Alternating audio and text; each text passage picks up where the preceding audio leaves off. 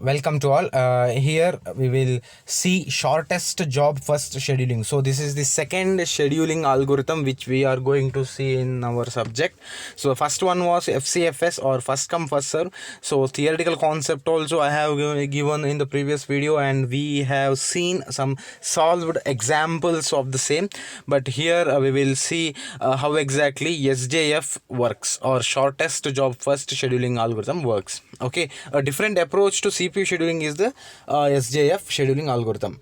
This algorithm associates with each process the length of the latter's next CPU burst. So CPU burst, now I am pretty sure that you know the concept of burst time, isn't it? So what is the importance of burst time, and why exactly we are using the burst time, and each and every process has got its own burst time, isn't it?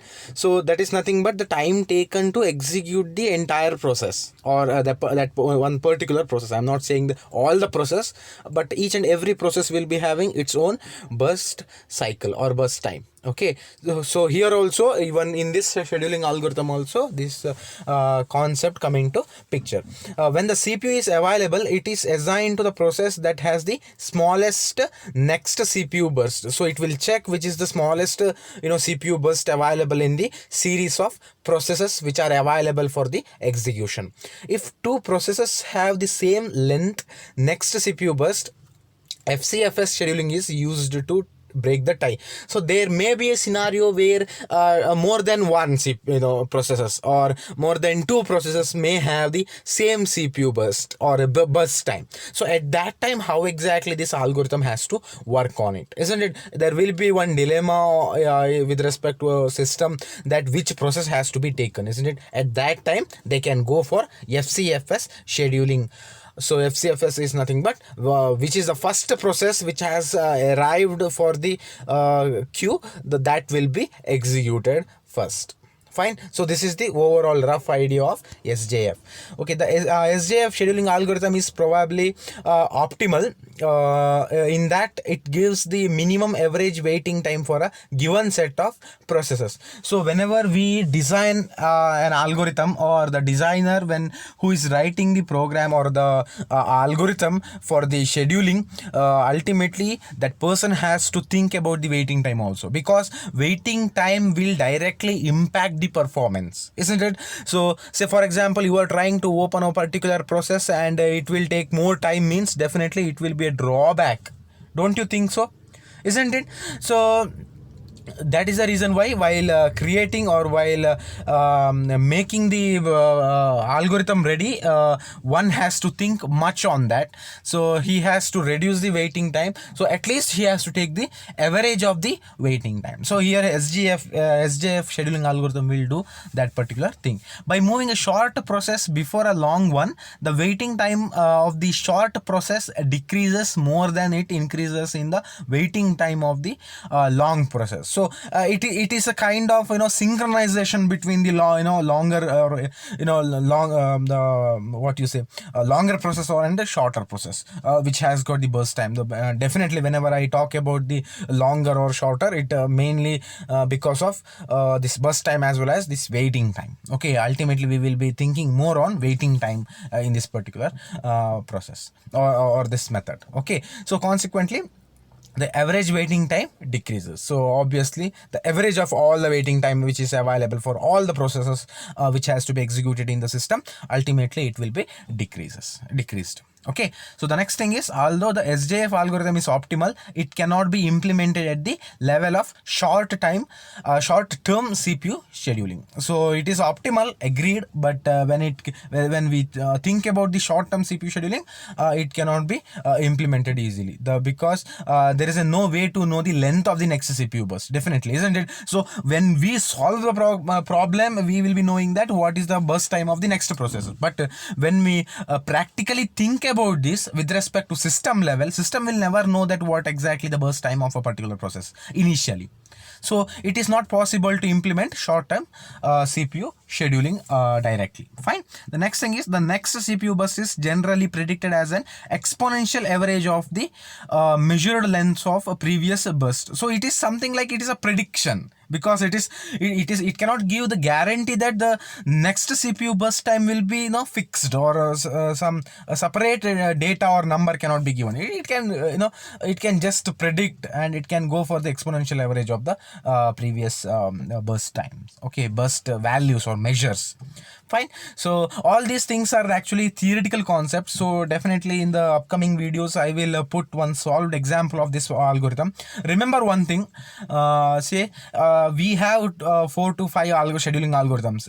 So hardly you may expect these theoretical concepts. Definitely they will get more attracted to the problems. So they may give the problems for you all so that you can solve it and you can give the answer. So they mainly concentrate on problems rather than going for the theory. But I'm not saying that you have to neglect the theory. Theory is important. What if they ask the theory for 3 marks or 4 marks? You should not be stuck there at that time. Okay, so you should know the general points of these algorithms, and once you know how to solve the problem, then definitely you can pull out your own words, isn't it? So you can write the steps, whatever the steps you have taken for the solution or finding out the solution for the algorithm, or implementing the scheduling algorithm. The same thing can be written in your own words. You can pull out some English sentences. But here, so these are the some of the points which you have to remember before solving the algorithm. Okay, so the next algorithm is priority scheduling. So this is one of the important algorithm I can say, because if you have more priority, if the process has more priority, definitely the process will be executed first. Okay, let me give one real-time example. So for example, you are traveling from Puttur to Mangalore. Let me take this scenario. You just think of this scenario. Okay, say for example, you started from Puttur and you are about to reach Mani. There is one point. I hope everyone is localite and everyone is from this area itself. So you probably know the place called Mani.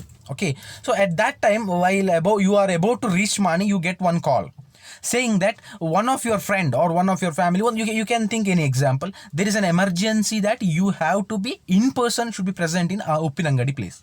There is one more place called Uppinangadi. Fine. So you are about to reach Mani, so you get a call. It was an emergency. Then for example, you need to go to Uppinangadi. What you do, you directly take the diversion, isn't it? You will cancel the plan of Mangalore, going to Mangalore. You are just taking the diversion and you are coming to Uppinangadi. What is the meaning? So meaning is, if the priority is more, if there is a more priority work which has to be executed or which has to be done, definitely even a human being go for the more priority one or emergency one. In the same fashion, in computer system also, if you have n number of processes, if one process has got more priority, then that has to be executed first. With respect to priority scheduling, I'm talking about, mainly I'm concentrating on this kind of scheduling algorithm, that is nothing but priority scheduling. So it will do that. Fine. So I have already given some example also. Say you can consider, say for example, you are playing some important games, you are in a last stage of your particular game level, and at that time if you get a call from your mom or dad, definitely smartphones will mainly concentrate on call rather than going for games, because calls will be having more priority compared to your playing games. And you can set the scenario that do not disturb, or you can go for, say if you're playing games offline, you can put the flight mode, and you can do that. That is a separate part of story. But in a general way, definitely the calls will be having more priority, highest priority.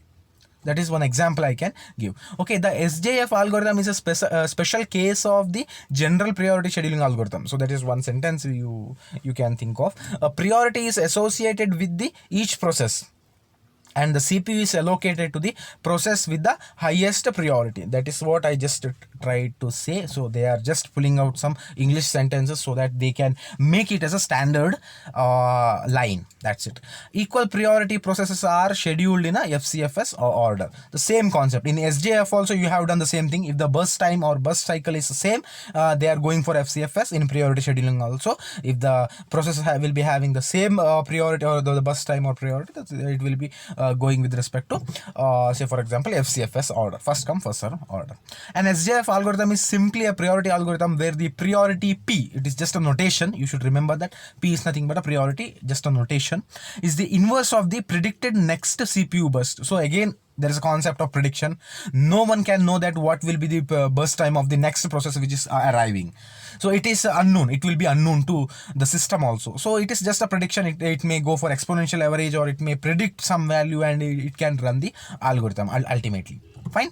The larger CPU burst, the lower the priority, and vice versa. So definitely the CPU burst is larger means the priority will be lower, because the lowest priority will be having more less CPU burst, isn't it?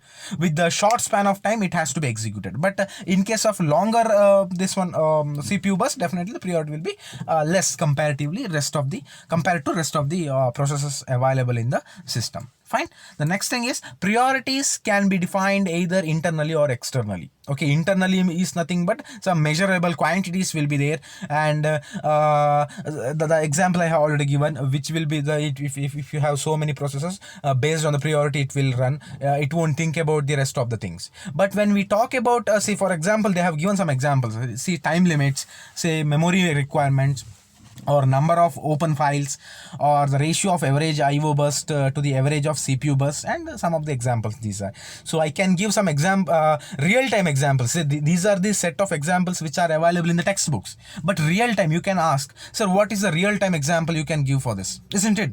So whatever the concept you learn in day-to-day classes, or it may be you are going for self-study, or it may be anything, but you should ask yourself that what is the actual use of that, or what is a real-time example. Say for example, time limits. Say you probably know I don't know how many of you are using the BIM app, BHIM app. So money transfer, Bharat interface for money exchange, that concept is there, no?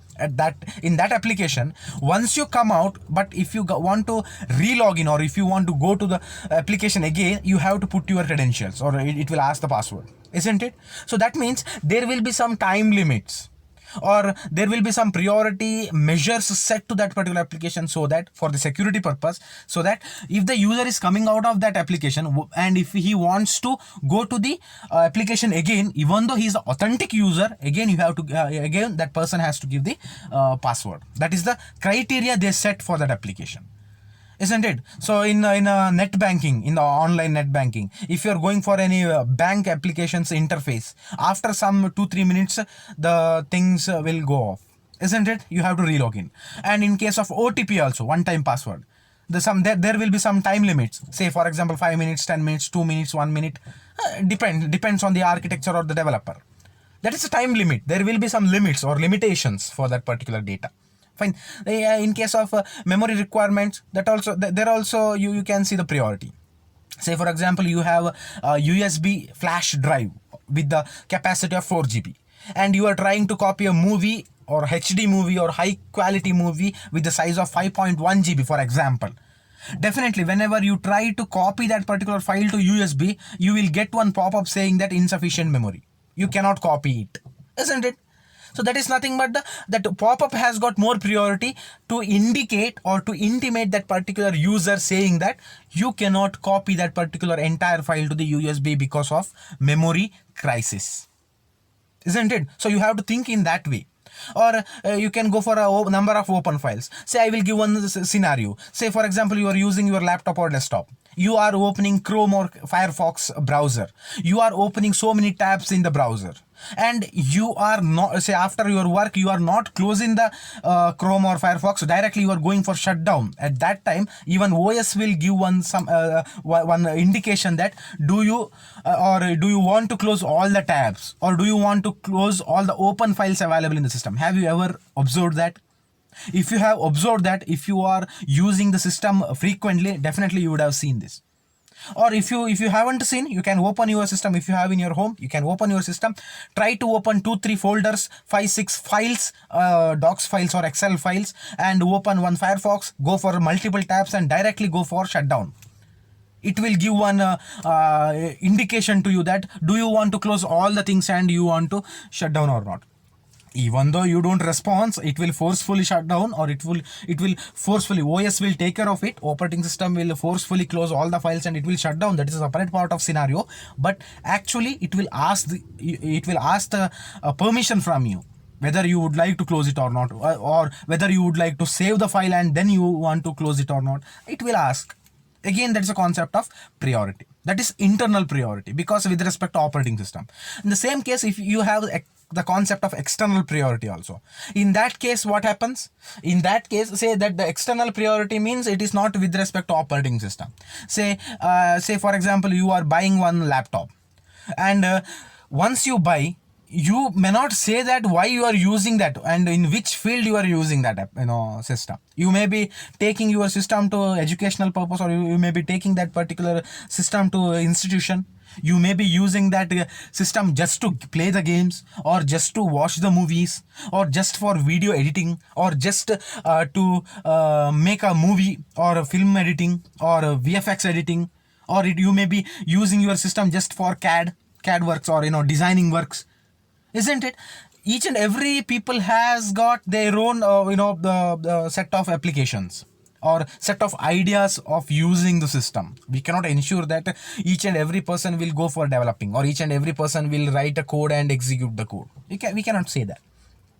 Fine. So that is an external priority. So based on the priority level, how exactly this algorithm has to work.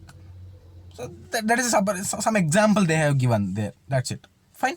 The next point is the priority scheduling can be either preemptive or non-preemptive. When the process arrives to the ready queue, its priority is compared with the priority of currently running process. So preemptive means if the arrived process has got more priority, means whatever the process which are currently running in the system, it will be taken out, and the more priority process will be given a chance to execute. Now, whenever I say it is taken out, ongoing process is taken out, means the stage of that particular process will be saved. It is not like it is closed. Fine. The update or status of that particular process will be stored in separate log file, so that after the most or highest priority process finished its execution, the previous or whatever the paused process will be given a chance to continue its execution. That is the meaning. It's a preemptive one. Non-preemptive means once it has taken the CPU, it will never allow any other process to execute. FCFS, whatever in the previous example I have given, that is FCFS, or a non-preemptive one. Once the process is running or executing in the CPU, until and unless it finishes, it will never give any other process a chance to execute. That is the thing. Okay, the next thing is preemptive priority scheduling algorithm will preempt the CPU if the priority of the newly arrived process is higher than the priority of the currently running process. Same thing whatever I have explained. The non-preemptive priority scheduling algorithm will simply put the new process at the head of the ready queue. Fine. So that is what they said. So you are going to keep that particular freshly arrived or most priority schedule algorithm the process will be given with a chance of executing. That is what they are trying to actually highlight over there. Fine. The next thing is a major problem with the priority scheduling algorithm is this starvation or blocking. I can say blocking. Fine. A process that is ready to run but lacking the CPU can be considered blocked or waiting for the CPU. So it is something like the process is completely ready but it is not available with the CPU. Fine. Say for example, let me give one simple example here. Fine. Say you are getting ready to go for a marriage. Say for example, in your home you don't have your own vehicle. Just think of this scenario. You don't have two-wheeler or four-wheeler. So you asked or you hired one person for the car. Say for example, you are hired a particular person and you have asked him to reach at 7 a.m. with his Innova. Say for example, entire family is going to that marriage function. Think of this scenario. Everyone is ready. You have done all your makeup and you are completely ready. You are about to go. You have locked the doors. You have just wore the shoes or chappal or sandal. It may be anything. You are completely ready. Your entire family is ready. But the car has not arrived. If that is the case, what happens? You are ready to reach the marriage, you are ready to go to the marriage, but the car, that hired person did not reach your home at, it is already 7 a.m. You are starting to wait, you get frustrated, you call to that person, he is not picking up your call. If that is the scenario, it is something like starvation. With respect, I'm giving the example with respect to system, that is why I'm saying starvation, or blocking the things. And it is 7:10 a.m, 7:15 a.m, it is 7:20 a.m, still he is not arrived. At that time you will be very angry and you will be completely frustrated, isn't it? Because entire family is waiting for him, he did not arrive, and at 7:30 he will arrive. If that is the case, you have wasted 30 minutes of your time, isn't it? That duration is called starvation. And it may go up. I'm just giving the example that within 30 minutes he has reached your home. That is a separate part of story. He may not come also. That you can think of that particular scenario also. But this is just for an example. So that gap is called as starvation or blocking. So they have gone for indefinite blocking, but 30 minutes means it is a definite one. Just you are going for 30 minutes. That's it. Fine. But I'm giving that example because you can think of your real time, real scenarios. Fine. Priority scheduling algorithm can leave some low priority process waiting indefinitely for the CPU. So it is possible. Fine. Because if there any VIP people are coming to a particular place, definitely normal people will be pushed away, isn't it? In day-to-day life also, if some MLAs or MPs are coming to a particular function, means if you are a normal person, if you are a middle class person, definitely you are poor or middle class person, you will be thrown out, or you have to wait in a queue or in a side, isn't it? That is what running, that is what happening in the day-to-day life also. The same thing will happen in a system also, because the programmer has designed this particular priority algorithm in such a way that if there any priority concepts are happening, please stay away. Rest of the process has to stay away. That is the thing. Fine. I'm not saying it's a wrong thing. Based on the scenarios, based on the level of a particular processor, person, that may happen. But with respect to system also, whoever has designed this particular priority algorithm, that particular thing will be happening. You have to think like that. Fine. The next point is a solution to the problem is problem of that blockage, whatever the blockage I have given, the example I have given of low priority process is aging. There is a concept called aging. You have to remember this wording, aging. Fine. Aging is a technique of gradually increasing the priority of a process that wait in the system for a long time. It is something like, say, you are in a queue. Okay, so after some time, whoever standing first in that particular queue, he will be given a chance to process his work, isn't it? It may be in a banking or in a post office or anywhere. That is nothing but how much time you wait, the same time will be taken as aging concept or aging factor. Okay, so that is one technique actually. Aging is the technique. So based on it will gradually increase the priority, because as time passes by, definitely you will feel the frustration and you will think that okay, this has to be done earlier, or that the execution has to be done earlier, isn't it? You will think in day-to-day life also, you will think like that, isn't it? So in system also, that concept is called aging. Okay, so it is a solution for the starvation. Fine. So these are the theoretical concepts which you have to understand, which you have to keep in your mind. Okay, so I will give one separate example for priority scheduling also. I will post that particular video in upcoming classes or upcoming videos. Okay, don't worry. But as of now, whatever the example I have given, as of now whatever the explanation I have given, or as of now whatever the points I have listed out there, you just keep in your mind, because if there any question for theoretical concepts, you should be you should know how to write and what to write. Fine. That is the reason why I put all those theoretical concept in the slides. Fine. So you have one more algorithm called round robin. So in next video definitely I will upload it. It is also important algorithm actually. Fine. So okay, let me wind up here. So 2 algorithms are enough for this particular video. So let me wind up. So if you have any doubt, you can contact me. But definitely you just keep all these points in your mind, but concentrate mainly on problems. I will put one more video for the problem. I will solve manually, I will solve, and I will put that video so that you can visualize. You will get the better idea at that time. Fine. So okay, let me stop here. Okay, thank you, thanks for watching.